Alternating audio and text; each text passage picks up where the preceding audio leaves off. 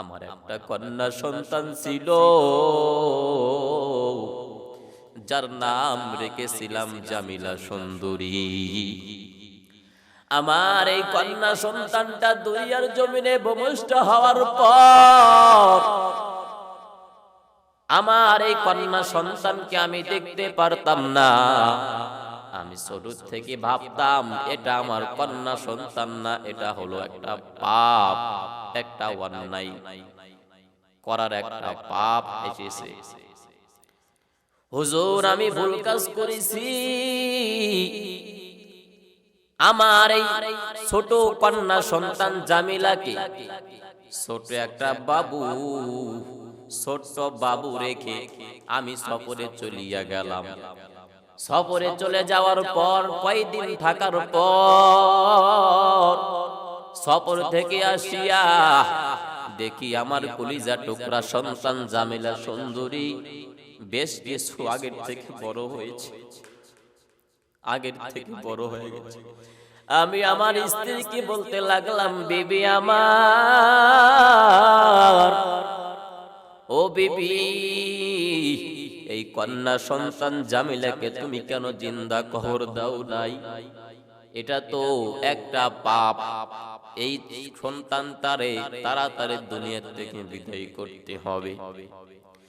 সাহাবী দাইয়াতুল কলবি তার নেককারিনী বিবি ডাক দিয়ে কয়, আল্লাহ পাক রব্বুল আলামিন আপনাকে যে এত সুন্দর করিয়া বানাইছে, আপনার এই কলিজার টুকরা সুন্দরী জামিলাকে আল্লাহ পাক সুন্দর করিয়া বানাইছে, আপনি কেমন করে আপনার কলিজার টুকরা সন্তানকে জিন্দা কবর দিবে? সাহাবী দাইয়াতুল কলবি চোখের মধ্যে পানি নিয়া আউমাউ করে কান্না করে আর বলে, হুজুর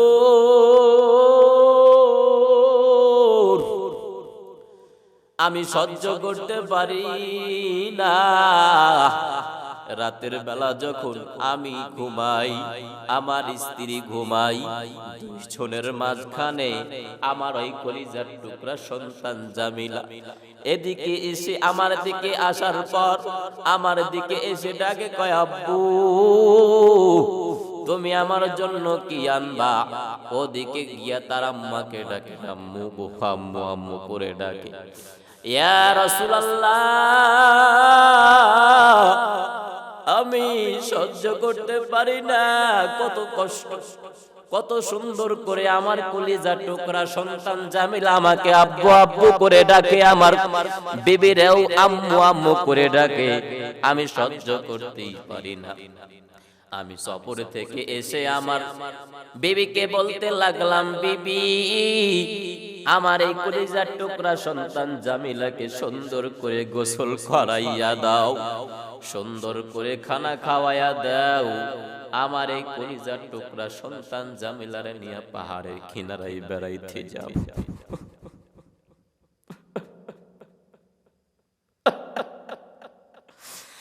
আমি পাহাড়ের কিনারায় বেড়াইতে যাব, ও বিবি সুন্দর করে কাপড় পরাইয়া দাও। সাহাবী দাইয়াতুল কলবি চোখের মধ্যে পানি নাও মাও করে কান্না করে আর বলে, হুজুর আমার বিবিকে যখন বলতে লাগলাম, এরপরে আমার বিবি আর একটা সেকেন্ড দেরি করে নাই, আমার বিবি আমার কলিজার টুকরা সন্তান জামিলা সুন্দর করে গোসল করাইয়া নতুন কাপড় পরিধান করার পর দুইখানা লোকমা ভাত খাওয়াইয়া দেয়, দুই লোকমা খাওয়াইয়া দেয়। দেওয়ার পর আমি আমার কলিজা টুকরা সন্তান জামিলাকে নিয়ে পাহাড়ের গর্তে বেড়াইতে যাই।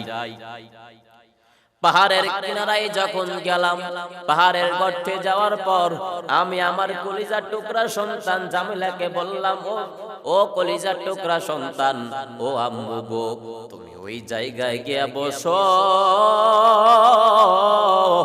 ওইখানে তুমি বসো, আমি এখানে গর্তটা খনন করি। সাহাবী দাহিয়াতুল কলবি চোখের মধ্যে পানি না আও মাও করে কান্না করতেছেন আর বলতেছেন, ইয়া রাসূলুল্লাহ, আমার মায়াও হইতো না, দয়াও লাগতো না, আমার ওই কলিজার টুকরা সন্তান জামিলাকে ওই জায়গায় বসাইয়া থুয়া আমি কয়েক গজ ফাঁকে আমি গর্তটা খনন করি। গর্তটা খনন করার পর ওই গর্তটা খনন করার সময় আমার ওই কলিজার টুকরা সন্তান আমাকে আব্বু আব্বু করে ডাকে, আমাকে বলে, আব্বু ওই গর্তটা কার জন্য করো, কি জন্য করতেছো বা কি করবা? আমি যখন গর্তটা খনন করি, ওই গর্তটা খনন করার সময় কিছু কিছু মাটিটা এসে দাড়িতে লেগে যায়।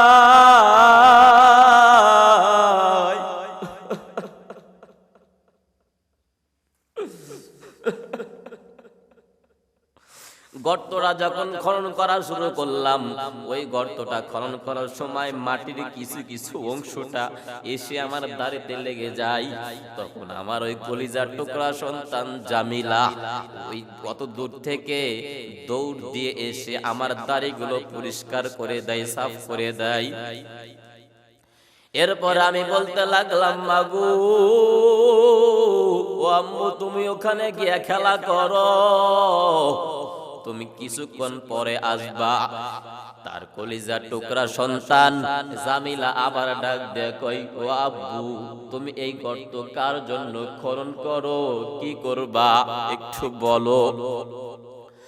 সাহাবী দাহিয়াতুল কলবি চোখের মধ্যে পানি নিয়ে কই, মাগো এই গর্তটা কার জন্য খনন করতেছি তুমি বুঝবা না, তুমি একটু পর বুঝবা এই গর্তটা কার জন্য খনন করা হয়েছে। সাহাবী দাহিয়াতুল কলবি চোখের মধ্যে পানিয়া ডাক ডাক, ইয়া রাসূলুল্লাহ, ইয়া হাবিবাল্লাহ, যখন গর্তটা হয়ে গেল তখন আমি আমার কলিজার টুকরা সন্তান জামিলাকে বলতে লাগলাম, আম্মু গো এখানে আসো, এখানে আসো, এখানে আসো। ওই দেখো ওই গর্তের মধ্যে কি যেন দেখা যায়, ওই গর্তের মধ্যে কি যেন লড়াচড়া করে, আম্মু গো দেখো। সাহাবী ডাক কয়, যখন আমার মেয়েকে বললাম তখন আমার মেয়ে একটা সেকেন্ড দেরি করে নাই, দৌড় দিয়ে এসে গর্তের কিনারায় হাজির হয়ে গেল। গর্তের কিনারায় হাজির হওয়ার পর আমি আবার কলিজার টুকরা সন্তান জামিলা সুন্দরীকে ধাক্কা দিয়া গর্তের মধ্যে ফালাইয়া দিই। ইয়া রাসূলুল্লাহ, ইয়া হাবিবাল্লাহ, আমার দয়া লাগতো না, আমার মায়া হইতো না, আমার কলিজার টুকরা সন্তান জামিলাকে যখন ধাক্কা দেয়া গর্তের মধ্যে ফালাইয়া দি, এরপরে চাপা মাটি দিতাম, এরপরে যখন বালু পাথর চাপা মাটি দিয়া যখন ঢেকে দিলাম, ঢেকে দেওয়ার সময় আমার কলিজার টুকরা সন্তান জামিলা আমার দিকে চাইয়া রইছে, তাকাইয়া তাকাইয়া ডাক ডাক, আব্বু গো, ও আব্বু। আমি বারবার আমার আম্মুর কাছে বলতাম, আম্মু আমার আব্বু কবে আসবে, আমার আব্বু কবে আসবে, আমার আব্বু কবে আসবে। ও আব্বু, আমি যদি আগে জানতাম তুমি আমার পিতা, আমার বাবা আজরাইল হয়ে যে আসবা, আমি যদি আগে জানতাম আমি কখনো তোমার সাথে পাহাড়ের কিনারায় বেড়াইতে আসতাম না। সাহাবী ডাক ডাক, আমার মেয়ে আমাকে আব্বু আব্বু বলে ডাকে আর বলে, আব্বু আমারে বাঁচাইয়া দাও, আব্বু আমারে বাঁচাইয়া দাও। দরকার হইলে দুনিয়ার জমিনে, দরকার হইলে দাঁড়ে দাঁড়ে গিয়া ভিক্ষা করে খাবো, তবুও তোমাকে বাবা বলে ডাকবো না। ও আব্বু তুমি আমারে মাফ করো, ও ও আব্বু এরপর তুমি আমাকে জানে মারিও না। সাহাবী দাহিয়াতুল কলবি চোখের মধ্যে পানি নিয়ে কাউমাউ করে কান্না করে আর বলে, ইয়া রাসূলুল্লাহ, ইয়া হাবিবাল্লাহ, রাত্রি যখন আমি আমার কলিজার টুকরা সন্তান জামিলাকে যখন গর্তের মধ্যে ফালাইয়া চাপা মাটি দিয়া যখন বাসায় যাই, রাতের বেলা আমার চোখে ঘুম আসে না, রাতের বেলা আমার চোখে কোনো ঘুম নাই। রাতের বেলা স্বপ্নের যুগে আমার মেয়ে জামিল আমাকে ডাক দেয়া কয়, আব্বু গো, ও আব্বু তুমি যে আমার এত বড় নিষ্ঠুর পিতা হয়ে আসবা, আমি যদি আগে জানতাম আমি তোমাকে কখনো আব্বু আব্বু বলে ডাকতাম না। ও আব্বু তুমি আমার যে এই কত বড় একটা অন্যায় কাজ করলা, আমারে তুমি ইচ্ছা করলে বাঁচাইতেই পারতা। সাহাবী তাহিয়াতুল কলবি চোখের মধ্যে পানি নাও মাও করে কান্না করে আর বলে, আল্লাহ, ও আসমানের মালিক, ও আল্লাহ, ও দয়ার মালিক, আমি যে কত বড় একটা নিষ্ঠুর বান্দা, নিষ্ঠুর একটা সাহাবী, ও আল্লাহ তুমি আমারে মাফ করে দাও। ও দয়ার আল্লাহ, আমার সব গুনাহ মাফ হইলেও কিন্তু এই গুনাহটা মাফ হবে না। সাহাবী আল্লাহর নবীকে বলার পর আল্লাহর নবী ডাক কই, সাহাবী শোনো, তুমি যখন এত বড় একটা পাপ কাজ করেছো, এত বড় একটা অন্যায় কাজ করেছিলা, এই অন্যায় কাজ যখন করেছিলা তখন তো তুমি সাহাবী ছিলা না, তখন তো তুমি আল্লাহর প্রতি ঈমান আনছিলা না। আল্লাহ পাক রব্বুল আলামিন তোমার জীবনের সমস্ত গুনাহ maaf করছে যখন থেকে তুমি পড়েছো কালেমা লা ইলাহা ইল্লাল্লাহু মুহাম্মাদুর রাসূলুল্লাহ। আল্লাহ পাক রব্বুল আলামিন তোমার সমস্ত গুনাহ maaf করে দিয়েছেন। সুবহানাল্লাহ, সব গুনাহ maaf করেছে। এই জন্য ওই সময় যদি কোন কন্যা সন্তান হয়ে আসতো তখন তারা মনে করতে একটা পাপ হয়ে আসতো। এই জন্য তারা নিজের কন্যা সন্তান জামিলাকেও তারা দুনিয়াতে রাখেন নাই, নিজের কন্যা সন্তানকেও তারা দুনিয়াতে প্রশ্রয় দেন নাই, তারা দুনিয়াতেও থাকতে পারেন নাই। এরে আল্লাহর বান্দা, আল্লাহকে নিয়ে কবরে যাও। আল্লাহ পাক রব্বুল আলামিন বলেন, ও বান্দা, আমি আল্লাহ পাক রব্বুল আলামিন প্রতিদিন প্রথম আসমানে আসিয়া ডাক দি, বান্দা আয়, তোদের কার কোন জিনিসের প্রয়োজন আয়, আমি আল্লাহকে ডাক দিবি, আমি আল্লাহর অন্তরটা ঠান্ডা হয়ে যাবে।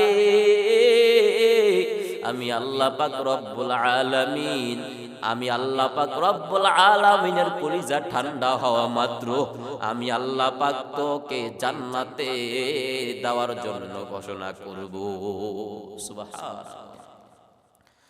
হাতে আমার তসবিহ কোরআন, চক্ষু দুইটা লাল, মুয়াজ্জিনের আজান শুনে হয় আমার সকাল, মসজিদটাই আমার ফেরেশতা ভরা পবিত্র স্থান, নামাজের সাথে হয় না আজি, হয় না রে অভিমান, আসাবে গিয়া তাহাজ্জুদের নামাজে দাঁড়াইছি, পাগল হইয়া খোদার প্রেমে পারি জমাইছি, অনেক নেশা কইরা দেখছি কোনো মজা নাই, তোমার নেশার মাঝে প্রভু শান্তি খুঁজা পায়। আল্লাহ নামের মধ্যে যে মজা, আল্লাহ পাক রব্বুল আলামিন কে যখন বান্দা বান্দি যখন স্মরণ করে আল্লাহকে ডাকে, আল্লাহ বলে ডাকে, অন্তরটা ভরে ডাকে, যখন জবানটা খুলে যখন আল্লাহকে যখন ডাক দেওয়া হয়, তখন আমার আল্লাহ পাক রব্বুল আলামিন তার কুদরতি মহিমা আল্লাহ পাক রব্বুল আলামিন বান্দার প্রতি ঢেলে দেন। তখন আল্লাহ পাক রব্বুল আলামিন বান্দার জীবনের সমস্ত গুনাহ খাতাগুলো মাফ করিয়া দেন। সুবহানাল্লাহ, সুবহানাল্লাহ। এই তো দুনিয়া। আল্লাহ পাক রব্বুল আলামিন বলেন, ও বান্দা, বান্দা রে, তুই গুনার কাজ করছো বান্দা, আয় আয় বান্দা আয় আমার কাছে তওবা কর। ও বান্দা আয়, আমি আল্লাহর কাছে ক্ষমা চা, আমি আল্লাহর কাছে দুই চক্ষুর পানিটা ছেড়ে দে, আমি মালিকের দরবারে তওবা কর। আমি আল্লাহ পাক রব্বুল আলামিন বলেছি, বান্দা রে, তুই হাজার হাজার পাপও যদি করে থাকোস, এমন কি বান্দা তুই যদি পাহাড় পরিমাণ গুনার কাজ করে থাকো, আমি আল্লাহ পাক রব্বুল আলামিনের দরবারে যদি দুই চক্ষুর পানিটা ছেড়ে দিয়া আমি মালিকের দরবারে যদি তওবার মতো তওবা করতে পারো, আমি আল্লাহ পাক রব্বুল আলামিন ঘোষণা করলাম তোর জীবনের সমস্ত গুনাহ maaf করব। শুধু তাই নয়, তুই তোর যতগুলো মনের আশা আকাঙ্ক্ষা আছে আমি আল্লাহ পাক রব্বুল আলামিন পূরণ করব। শুধু তাই নয়, ও বান্দা, তোর নামটা যদি জাহান্নামের খাতায় লেখানো থাকে, তোর নামটা জাহান্নামের খাতায় থেকে মুছে ফেলে জান্নাতি খাতায় লেখাইয়া তোকে জান্নাতি মেহমান বানাইয়া বাঁচাই ফিরাইয়া দেবে। সুবহানাল্লাহ।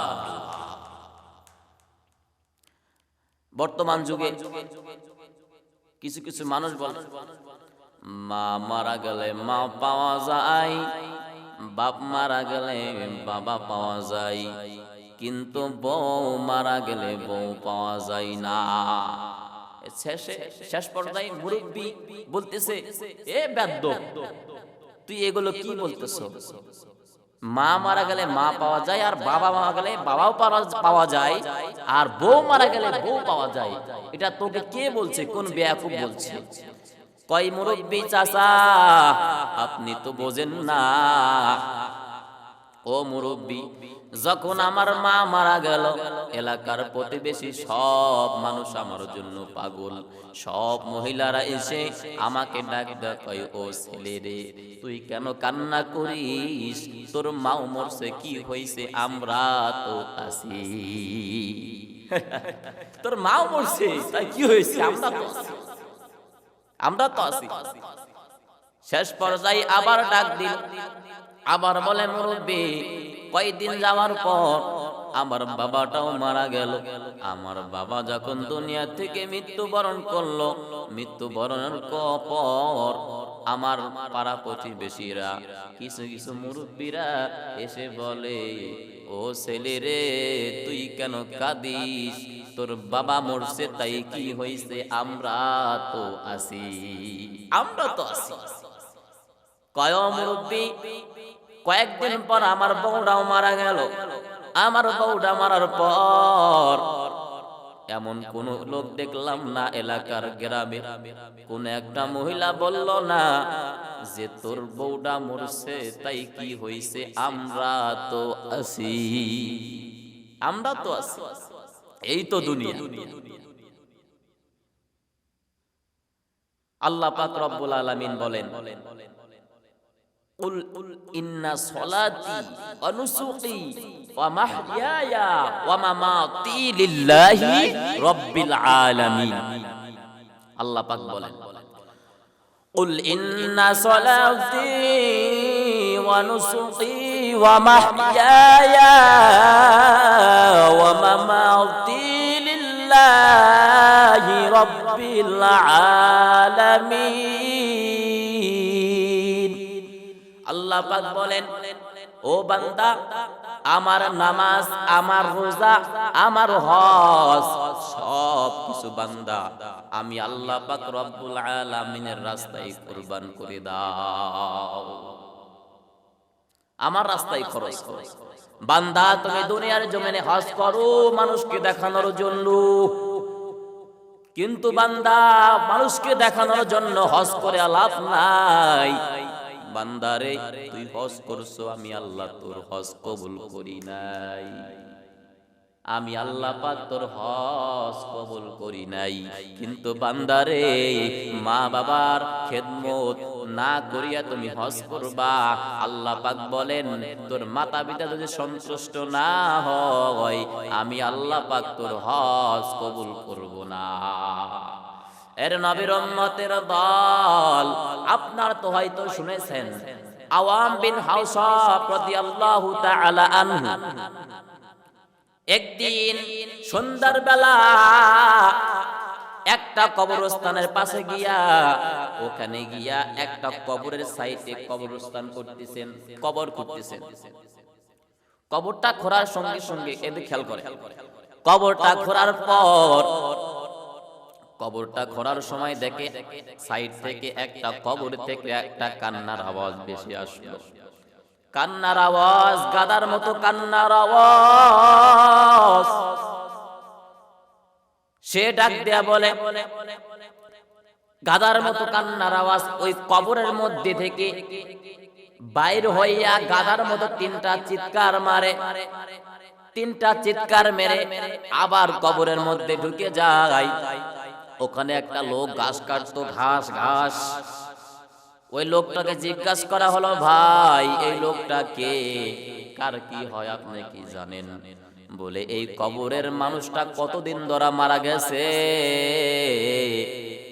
বলে এই লোকটা মারা গেছে কয়েকদিন ধরে মারা গেছে। বলে এই লোকটা যে মারা গেছে এই লোকটা কেমন ছিল, এই লোকটার আমল কেমন? ওই যুবক ভাই ডাক দেয়া কয়, এই লোকটা দুনিয়ার জমিনে সব গুলো নেক আমল বাদ দিয়া তিনি আল্লাহর সাথে নাফরমানি করেছে, মা বাবার সাথে বেয়াদবি করেছে। গাঞ্জা মদ খাইয়া যখন বাসায় ফিরত, মা তাকে শাসন করত, মা তাকে ভালো উপদেশ দিত, মার উপর অত্যাচার করত। ওই ব্যক্তি মাকে গালাগালি করত আর মাকে বলতো, তুই গাদার মতো চেঁচাস না, গাদার মতো চেঁচাস না মা। আল্লাহ পাক রব্বুল আলামিন